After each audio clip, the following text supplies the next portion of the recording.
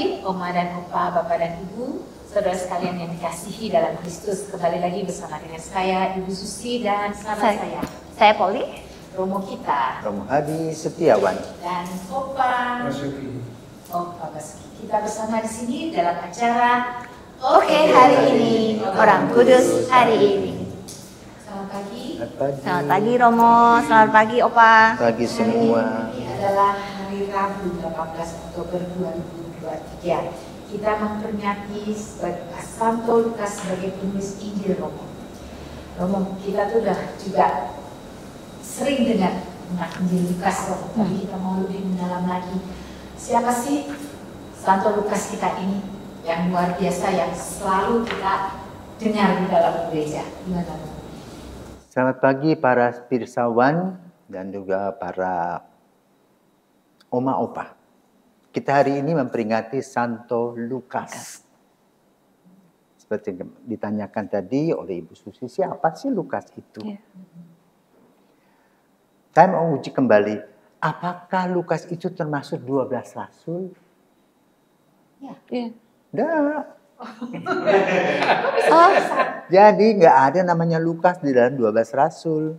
Petrus, Filipus, Bartolomeus, Yohanes, Yakobus, ya, Yudas 1 dan 2, ya, tidak ada. Nah, kita pernah mendengar 70 murid dalam Injil. Nah, disitulah Lukas. Nah, pertanyaannya, apakah Lukas mengenal Yesus? Secara pribadi duduk bersama tidak. Tapi dia berprofesi sebagai tabib atau dokter. Ya. Maka dia menulis 2 Injil. Bacaan ya. 1 Injil Lukas, 1 lagi Kisah Para Rasul. Dalam Injil Lukas membicarakan tentang karya kasih Yesus, khususnya dalam penyembuhan orang sakit, karena dia sebagai seorang dokter. Tabib. Yang hebat dari Lukas adalah dia menulis kisah kanak-kanak Yesus. Nah, diperkirakan ketika Maria, setelah Yesus wafat, Maria tinggal bersama Yohanes, sudah tua, mungkin dia kena batuk-batuk, pilek dan sebagainya. Lalu Lukas mengunjungi Bunda Maria. Kemungkinannya sebagai orang tua lah, seperti saya misalnya, kalau Opa Basuki dikunjungi seorang cucu, pasti Opa Basuki tidak bercerita tentang masa depan, tapi bicara tentang masa lalu. Betul. Oma Maria pun sama bercerita tentang masa lalu yang didengarkan oleh Lukas. Karena dalam ketiga pengarang Injil tidak ada. Jadi dia merekam semua dan membuatnya sebuah cerita kisah kanak-kanak Yesus. Maka lahirlah yang kita biasa doakan, doa Angelus ya, dari pertemuan Maria dengan Gabriel dan pertemuan Maria dengan Elizabeth juga melahirkan doa Salam Maria. Lukas ini sumbernya. Nah, lalu dia mau apa dengan ceritanya itu? Dan siapakah dia? Dia bukan orang Yahudi, kemungkinan dari orang Yunani, blasteran dia.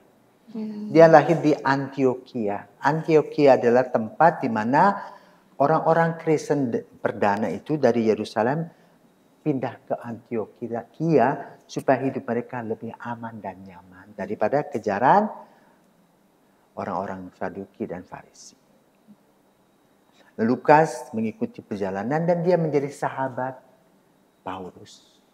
Maka dia menulis dalam Injilnya kisah tentang apa yang dilakukan oleh Yesus dalam hidupnya, mulai dari kelahiran, kehidupan bersama dengan para murid, memilih para murid, berkarya dengan cara menyembuhkan orang, mendoakan orang, bersabda, dan akhirnya disalibkan. Itulah Injil Lukas. Namun kemudian dia menulis juga ya, dalam Kisah Para Rasul yang menuliskan temanku Theophilus yang baik hati. Yang kali lalu aku menceritakan tentang sejarah tentang Yesus. Sekarang sejarah tentang gereja perdana yang dimotori oleh Petrus dan Paulus. Ya. Maka kalau kita membaca dua buku ini bersambung. Ya, Lukas. Dan Lukas dikelompokkan sebagai pengarang Injil yang disebut dengan Injil sinoptik, yang melihat optik toh mata toh, seperti itu, dengan melihat, dengan fokus matanya, dan fokus matanya dia itu pada kesehatan. Ya, itulah Injil Lukas, dan itulah Lukas yang artinya pembawa cahaya. Seperti itu. Maka betul dia membawa cahaya ya, dalam melalui tulisan-tulisan dengan bacaan yang enak didengar dan dibaca. Ya. Lalu juga dia support surat-surat Rasul Paulus. Jadi boleh katakan Lukas adalah salah satu murid yang inteleknya tinggi. Boleh katakan dia sudah masuk pada zaman sekarang perguruan tinggi sarjana. Sementara murid-murid lain, rasul-rasul, hanya nelayan. Yang paling hebat mungkin di antara para rasul itu Matius, karena pemungut cukai, dia ahli manajemen keuangan. Selebihnya yaitu Lukas tadi sebagai 70 murid. Ya, lalu dia juga mewartakan kabar gembira di Yunani sampai akhir hidupnya. Ya, seperti itu. Itulah Santo Lukas yang kita peringati pada hari ini. Mungkin ada pertanyaan? Loh, malah Romo yang nanya. Saya sampai takjub loh, Romo. Iya, satu tadi kita jadi tersadarkan, ya, bukan rasul. Jadi 12 bukan termasuk, bukan 12 murid Yesus. Itu kita disadarkan. Habis itu dia tabib, dokter ya di zaman itu. Kan peranannya ini banget. Terus sastranya berarti bagus kan ya tadi ya, menulis. Dan dia tidak mengenal Tuhan Yesus secara pribadi, secara langsung. Tapi dia bisa, maksudnya karena kedekatannya dia dengan Bunda Maria. Iya. Ya, bisa ya. Itu yang seperti kita alami, tapi kita tidak bisa seperti dia. Kita nggak bisa bayangkan, betul, Romo. Ya, apakah itu kan tidak ditulis sebetulnya. Iya, Hanya betul. sebenarnya kita mereka-reka. Tidak mungkin dia mengarang sembarangan. Betul. Pasti ada sumbernya. Iya. Ya. Dan sumber itu memang sumber otentik kita tidak tahu. Tetapi pasti dia mendapat informasi. Dan sebagai seorang intelektual, dia menggunakan logika. Iya, betul. Iya kan? Betul. Dari mana nih sumber awal? Dari Maria itu. Lalu berkelanjutan. Begitu. Itulah Injil Lukas.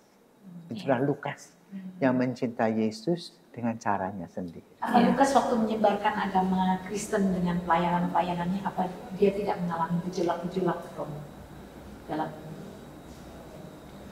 Mungkin kalau kita perhatikan ya, tatanan pada zaman itu, dia sebagai orang yang boleh katakan di atas. Dihormati, dihargai. Sehingga mungkin dia kekurangan waktu untuk membagi waktu. Ya. Kadang-kadang kan orang yang sibuk akhir juga ketidakadilan. Karena begitu sibuk sehari kan hanya 24 jam. Dan dia betul luar biasa. Tetapi yang ingin diambil dari Lukas adalah semangatnya. Bagaimana dia mempunyai semangat menganalisa. Ya. Dari fenomena-fenomena itu kemudian dia menyimpulkan. Dan kesimpulan itu membawa kabar keselamatan. Itu yang hebat. Iya. Bahkan dia membuat 2 buku toh. Bagaimana tentang Yesus dan tentang sejarah gereja perdana dengan para rasul yang berkembang. Seperti misalnya kita baca dalam Kisah Para Rasul bagaimana Petrus bisa menyembuhkan. Bagaimana orang yang berbohong kena kutuk. Itu ada dalam Kisah Para Rasul. Siapa yang betul mau melayani Tuhan dengan separuh-separuh, itu ada juga hasil yang kurang baik. Karena itu dari pengalaman yang ditulis oleh Lukas, ayo kalau kita mau melayani Tuhan, jangan kita berpikir tentang untung rugi, tetapi kita merasa bahwa hebat aku dipilih dengan segala kekurangan yang aku miliki, tetapi boleh dipakai sama Tuhan. Itu kuncinya, bukan sebagai kebanggaan hebat, tidak. Justru kita yang boleh katakan nggak berpakaian, istilahnya ya, dikasih sama Yesus pakaian yang indah. Itu tampil supaya kita berharga. Itu seperti talenta ya. Talenta. Itulah Lukas. Iya, jadi dia nggak ada transformasi. Jadi biasanya kan ceritanya mengalami sesuatu dulu, Sakit atau baru pertentangan gitu, Romo enggak? Luar biasa. Nggak ada tulisannya tentang itu. Tetapi bahwa dia tertarik saja. Mendengar Yesus dia tertarik. Iya. Seperti itu. Berarti dari awalnya imannya sudah ada aja. Pasti dia pernah bertemu Yesus hanya sekilas. iya gitu. Ya. Tapi itu nggak penting ya Romo ya. Yang penting imannya Bagaimana ya. pelayanannya Iya, dia selama pelayanannya. ini. Untuk waktu kematiannya bagaimana, Romo? Ya dia rupanya sudah tua, meninggal lah dia. Oh, Iya. oke. Oke. Pak Basuki nih mau nanya nih. Opa. Mengenai sahabat, kapan kok bisa ketemu sama Paulus itu? Ceritanya. Oh, sahabat dari kok. Sama Pak Basuki, saya juga ketemu Pak Basuki itu kapan ya? Apakah Pasti. itu sebuah kebetulan atau Iya. rencana Tuhan? Betul cara tuh. Ya, sama seperti ketemu Paulus dengan Lukas. Ya, dua orang yang berkobar-kobar itu. Menceritakan sharing pengalaman toh. Aku begini, aku begitu. Ya. Lalu dia menulis. Paulus juga menulis dalam bentuk surat. Tapi di penjara kebanyakan dia. Kalau itu kan dia nulis dalam waktu ke waktu. Itulah. Ya. Jadi kalau kita diberi oleh Tuhan kesempatan, gunakan kesempatan dengan baik. Agar orang lain juga mengetahui, mengerti, memahami. Dan juga ingin mengalaminya. Seperti kalau kita baca Injil Lukas. Maka kita katakan geleng kepala. Dokter yang hebat. Dokter yang beriman. Dokter yang rendah hati, dokter yang melayani, dokter yang peduli, seperti itu. Ya, itulah Lukas. Dan juga pada perempuan. Ya. Pernah diceritakan perempuan, dia perannya penting pada perempuan. Kaum perempuan itu bagaimana? Oh ya, memang itu di luar Injil Lukas ya. Tetapi begini, Yesus itu mengubah tradisi. Dalam tradisi Yahudi, Pak, perempuan itu di dapur. Di rumah, jaga kemah, jaga rumah. Dalam bahasa Jawa, konco wingking. Ya, perempuan itu kan tugasnya melahirkan. Tetapi Yesus tidak membiarkan para perempuan itu seperti itu. Maka dia kemudian berjumpa dengan Maria Magdalena. Maria Magdalena itu digambarkan dalam Injil sama Yesus diambil 7 dosa pokoknya itu. Ya. Sebagai wanita boleh katakan prostitusi. Dia pakai jimat-jimat. Mungkin pakai apa, susuk lah, apalah. Yang penting bisa menaklukkan secara jasmani kaum laki-laki. Dan dari situ dia bisa mengumpulkan uang. Sesudah itu dia bisa menguasai laki-laki. Dan juga dia tertarik kepada Yesus. Dan dia mau menggada Yesus. Puji Tuhan, Yesus adalah putra Allah yang tidak bisa digodai seperti kita yang berdaging ini.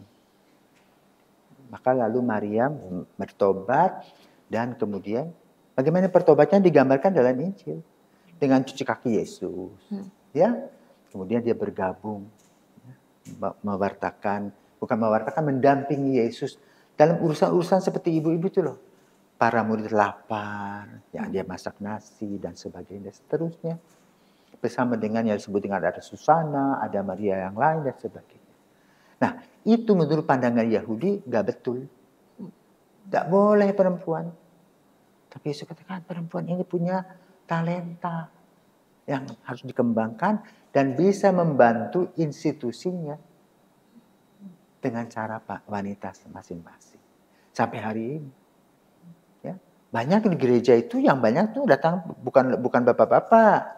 Ibu-ibu yang merangkai bunga, ya bisa juga menggosip ya. Iya, itu kita nih. Tapi memberikan supportnya, bantuannya. Juga para wanita yang banyak duit, kasih sebagai donatur. Dalam secara gereja loh. Dan itu dimulai oleh Yesus. Sehingga sampai sekarang para wanita pun juga diberikan tugas-tugas tentu tetapi dengan tata cara yang ada. Seperti misalnya, banyak mungkin ada beberapa perempuan mengatakan, aku jadi imam dong, perempuan Katolik. Nggak bisa. Karena kita mempunyai sakramen imamat dan sakramen ekaristi. Kalau kita tidak punya sakramen ekaristi, bisa. Seperti gereja yang lain.